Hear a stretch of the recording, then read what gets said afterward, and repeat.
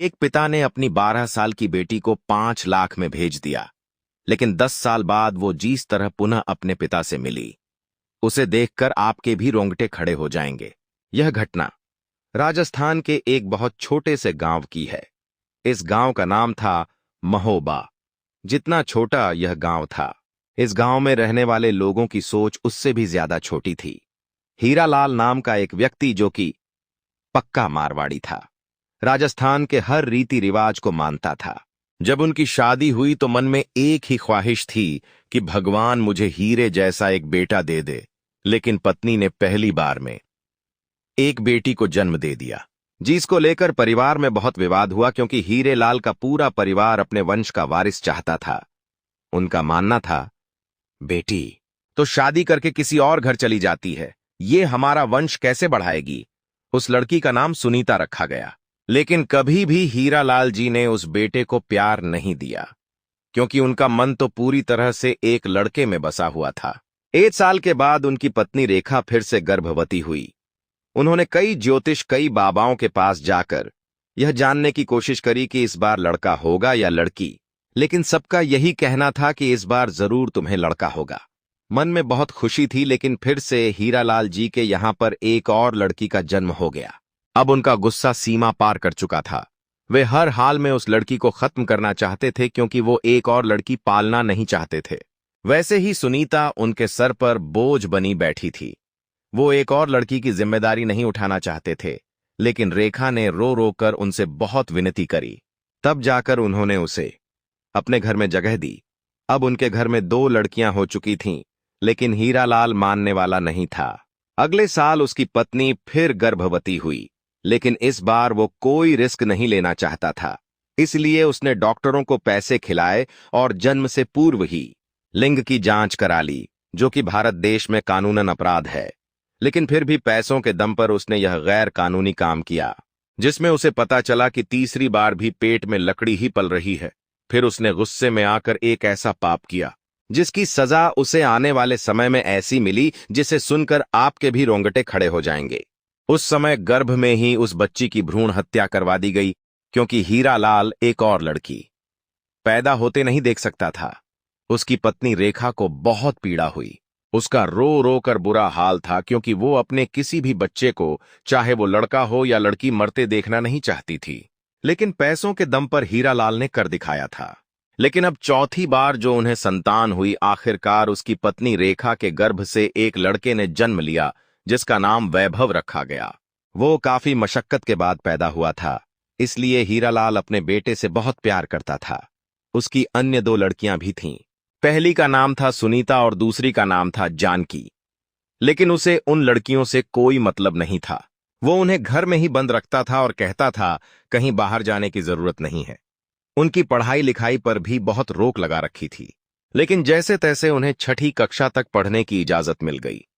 वैभव को बहुत लाड़ प्यार के साथ बड़ा किया जा रहा था। पेशे से हीरालाल जी किसानी का काम करते थे, और उनके घर की स्थिति उतनी अच्छी नहीं थी, क्योंकि घर में जितने ज्यादा सदस्य थे, उतनी ही कम कमाई थी, जिस वजह से परिवार चलाना बहुत मुश्किल हो जाता था। एक दिन 3 लोगों की एक टीम उनके गांव पहुंची और अलग अलग घरों में जाकर सर्वे करने लगी। लेकिन इस सर्वे के पीछे उनका उद्देश्य बहुत गलत था। वे राजस्थान के गरीब घर की लड़कियों को खरीदने के लिए निकले थे, जहां अक्सर पैसों की तंगी के पीछे लोग अपने घर की लड़कियों को पैसों के बचले बदले बेच दिया करते थे। हीरालाल के सामने भी यह प्रस्ताव रखा गया कि हम तुम्हें 5 लाख देने को तैयार हैं। तुम्हारी सबसे बड़ी लड़की, जिसकी उम्र 12 साल है, सुनीता को हमें बेच दो। हीरालाल बचपन से लड़कियों का विरोधी रहा था। उसने आज तक सुनीता के साथ कोई हमदर्दी नहीं जताई थी। वो केवल जैसे तैसे उसे बोझ मानकर अपने घर में रख रहा था। अभी उसके मन में लालच जाग गया। उसने सोचा कि इसकी शादी कराने में बहुत पैसा लगेगा। अगर अभी इसे बेच देता हूं तो 5 लाख भी मिलेंगे और ये सही जगह पर भी ठिकाने लग जाएगी। तब पूरे परिवार के विरोध के बावजूद भी हीरालाल ने किसी की नहीं सुनी और अपनी 12 साल की बेटी को उन लोगों को महज 5 लाख में बेच दिया। सुनीता अपनी मां से दूर नहीं जाना चाहती थी, लेकिन उसका रो रो कर बुरा हाल हो चुका था। डील हो चुकी थी। अब हर हाल में सुनीता को उन लोगों के साथ जाना था। हीरालाल अपने लालच में इतना अंधा हो चुका था कि उसने एक बार ये नहीं सोचा कि बेचने के बाद सुनीता का क्या होगा। कहीं वो लोग उसके साथ कुछ गलत तो नहीं करेंगे, या उसे कहीं बाहर और ज्यादा बेच तो नहीं देंगे। उसके मन में तो केवल यही भाव था कि मुझे अपनी एक लड़की से छुटकारा पाना है, क्योंकि वो अपने बेटे वैभव को ही अपना सब कुछ मानता था। उस दिन वे लोग सुनीता को अपने साथ ले गए, जिसके बाद कई सप्ताह गुजर गए, कई महीने गुजर गए, लेकिन सुनीता का किसी के पास कोई फोन नहीं आया। आखिर वो कहाँ थी, किस हाल में थी? इस बात की किसी को कोई जानकारी नहीं थी, लेकिन सब लोग एक ही बात कहते थे, ये लोग लड़कियों को आगे विदेश में भेज देते हैं, जहां उनसे गलत गलत काम कराए जाते हैं। रेखा को अपने पति पर बहुत गुस्सा आता था, लेकिन राजस्थान की परंपराओं के कारण वो अपने पति का विरोध नहीं कर पाती थी, वरना पूरे समाज से उसे बेदखल कर दिया जाता। अब देखते ही देखते 10 साल गुजर गए। दूसरे नंबर की बेटी जानकी की शादी पास के गांव में रह रहे एक लड़के से करवा दी गई, और वैभव जब बड़ा हुआ तो उसकी शादी भी गांव की ही एक बड़े परिवार की लड़की के साथ करा दी गई। लेकिन शादी के बाद सब कुछ बदल गया। वैभव पूरी तरह से अपने पत्नी के कहने पर चलने लगा। वो अपनी पत्नी सुनैना को अपना सब कुछ मानने लगा और उसके प्यार में अंधा हो गया। रात दिन घर में ही रहता था, काम पर भी नहीं जाता था। उसके पिता हीरालाल उसे समझाते थे कि जल्दी जाओ और खेती बाड़ी करो, वहीं काम करके घर में 2 पैसा आएगा। अब मेरी उम्र हो चुकी है, आखिर में और कितना काम करूंगा। लेकिन वैभव तो प्यार के नशे में धुत था। वो रात दिन घर पर ही रहता था। उसे काम करना पसंद नहीं था। वो केवल अपने पिता की कमाई ही खाता रहता था। सुनैना अपने सास ससुर से बहुत चिढ़ा करती थी। वो एक चतुर और चालाक लड़की थी। एक दिन मौका पाकर उसने हीरालाल जी के खेतों के कागजात बनवाए, जिसमें ऐसा लिखा था कि मैं राजी मर्जी से अपनी सारी जमीन जायदाद अपने बेटे और बहू के नाम करता हूं, और चालाकी से मौका पाकर हीरालाल जी से उस कागजात के ऊपर अंगूठा भी लगवा लिया, जिसके पास सारी जमीन और खेत वैभव और उसकी पत्नी के नाम पर हो चुका था, और हीरालाल जी के पास कुछ भी नहीं बचा था। जिसके बाद हीरालाल जी और उसकी पत्नी रेखा को बहू और बेटे ने घर से बाहर बेदखल कर दिया। हीरालाल जी रोने लगे और कहने लगे कि तुम्हें तो मैं अपने बुढ़ापे का सहारा समझता था, और तुम मुझे घर से बाहर निकाल रहे हो। हे भगवान, ये कैसा कलयुग है। इस बेटे के जन्म के लिए मैंने अपनी बेटियों का बलिदान दिया, और आज यही बेटा मुझे घर से बाहर निकाल रहा है। सच में यह मेरे बुरे कर्मों का ही फल है। जिसके बाद बूढ़े दंपत्ति रोड पर आ चुके थे। ना तो अपना घर बचा था, ना परिवार बचा था, ना जमीन बची थी और ना ही खेती बची थी।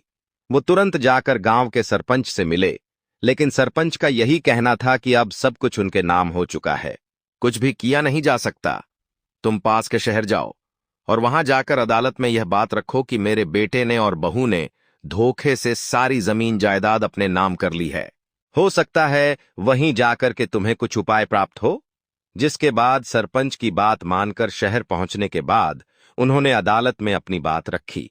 लेकिन अदालत में तो इतने केस आए हुए थे कि कोई उनकी बात सुनने को तैयार नहीं था।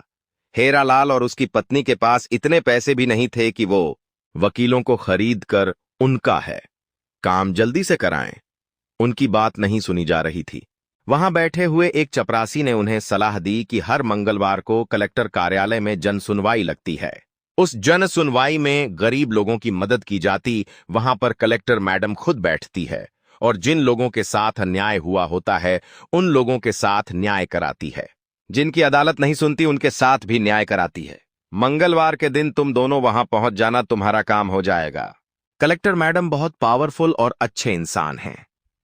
अब हीरालाल जी मंगलवार का इंतजार करने लगे। जैसे मंगलवार आया वो अपनी पत्नी को लेकर जन सुनवाई में पहुंचे, जो कि कलेक्टर कार्यालय में होती थी।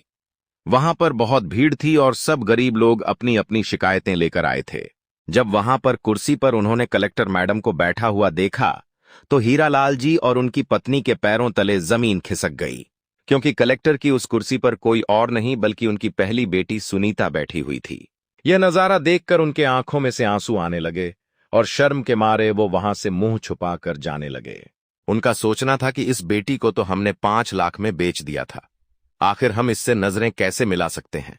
लेकिन रेखा की तो कोई गलती नहीं थी और सुनीता उसकी बेटी थी।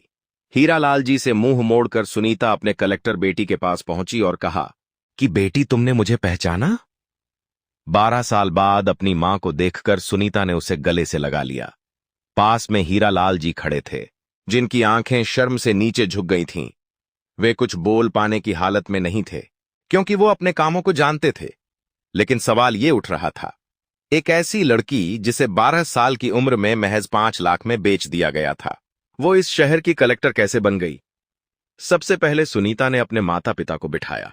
वो आज भी उनका सम्मान करती थी और पूछा कि आखिर आप दोनों के साथ क्या हुआ है। तब रेखा ने उसे सारी सच्चाई बताई, किस प्रकार धोखे से बहू बेटे ने उनकी सारी जमीन जायदाद हड़प ली। जिसके बाद तुरंत कलेक्टर मैडम ने अदालत में एक फोन घुमाया और कहा कि इस बुजुर्ग दंपति की शिकायत दर्ज करी जाए, इनको एक सरकारी अच्छा वकील दिया जाए और जितना जल्दी हो सके इन गरीब लोगों के साथ न्याय किया जाए। उसके ये वचन सुनकर हीरालाल जी अपनी बेटी के कदमों में गिर गए और रो रो कर हाथ जोड़कर उससे माफी मांगने लगे कि बेटी, मैंने तुम्हारे साथ बहुत गलत किया है। बचपन से ही मैं बेटी के जन्म का विरोध करता था और हमेशा बेटे का सुख प्राप्त करना चाहता था। जिस वजह से मेरी दोनों बेटियों की जिंदगी मैंने नरक बना दी और बेटे को लाड़ प्यार के साथ पाल पोस कर बड़ा किया। लेकिन उसी कपूत ने आज मुझे घर से बेदखल कर दिया, जिसके बाद मुझे समझ आ गया है कि बेटियां माँ बाप पर बोझ नहीं होती, बल्कि वो तो उनके बुढ़ापे का सहारा बनती है। लेकिन तुम्हें तो हमने 5 लाख में बेच दिया था। आखिर तुम इस कलेक्टर की कुर्सी पर कैसे पहुंची और आज तक हमसे मिलने क्यों नहीं आए?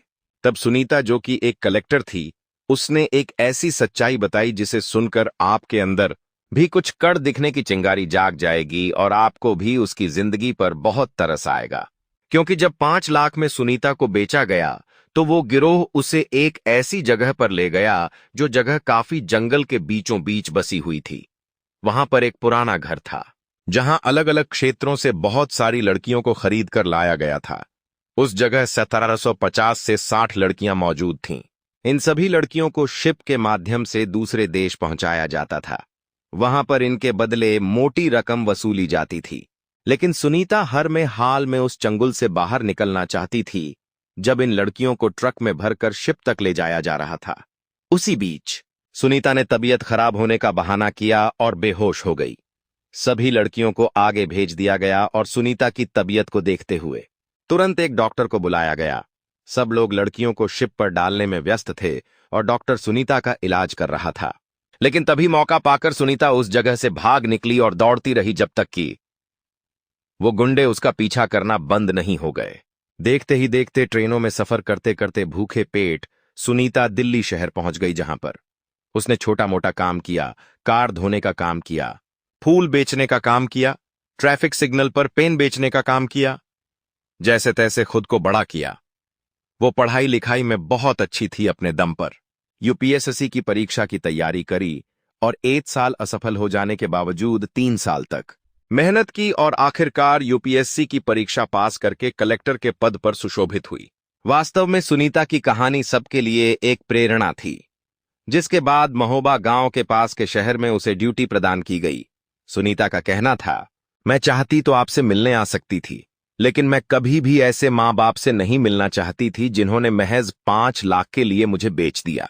मैं तो आपकी शक्ल तक देखना नहीं चाहती, लेकिन मेरी माँ ने मुझे संस्कार दिए हैं कि अगर कोई बुरे वक्त में हो तो उसका साथ कभी मत छोड़ना। इसलिए आज मैं आपका साथ दे रही हूं। इसी तरह मैं यहां हर गरीब की सुनवाई सुनती हूं और इसीलिए यह जन सुनवाई का कार्यक्रम मैंने रखा है। मैं हर गरीब के साथ न्याय करती हूं, चाहे वह किसी भी जाति का हो, चाहे वह पुरुष हो, चाहे वह महिला हो। यही मेरी बदलाव की सबसे पहले नीति है। हीरालाल जी को अपने किए पर बहुत शर्म आ रही थी, लेकिन अपने खून को इतने बड़े पोस्ट पर देखकर उनका सीना गर्व से चौड़ा हो गया था। अब उनके अंदर जो बेटी बेटे का भेदभाव था वो पूरी तरह से समाप्त हो चुका था। वो जान चुके थे कि जो काम एक बेटा कर सकता है वो काम हर हाल में एक बेटी भी करके दिखा सकती है। सुनीता जिसका जीता जागता प्रमाण थी। जिसके बाद वे अदालत पहुंचे। कलेक्टर के आदेश अनुसार उनकी सुनवाई की गई। सरकारी वकील प्रदान किया गया। फलस्वरूप बहुत जल्दी उनके केस का रिजल्ट आया, जिसमें यही पाया गया कि जो कुछ भी हुआ है जबरदस्ती हुआ है और हीरालाल जी की कोई इच्छा नहीं है अपने बेटे और बहू को जमीन जायदाद देने की। जिसके बाद फिर से एक बार जमीन और खेती हीरालाल जी के नाम हो गई। अब उन्होंने अपने बेटे और बहू को घर से बेदखल कर दिया और कहा कि हमें तुझ जैसे कुपुत की कोई जरूरत नहीं है जो पैसों के पीछे अपने माँ बाप को ही रोड पर ला दे। इस पूरे घटनाक्रम से आपके विचार रखते हैं, मैं नीचे कमेंट बॉक्स में जरूर बताना। वीडियो पसंद आई हो तो लाइक करे बिना मत जाना, साथ में चैनल को सब्सक्राइब करके बेल आइकॉन को प्रेस कर देना। अभी के लिए सभी दर्शकों को हर हर महादेव।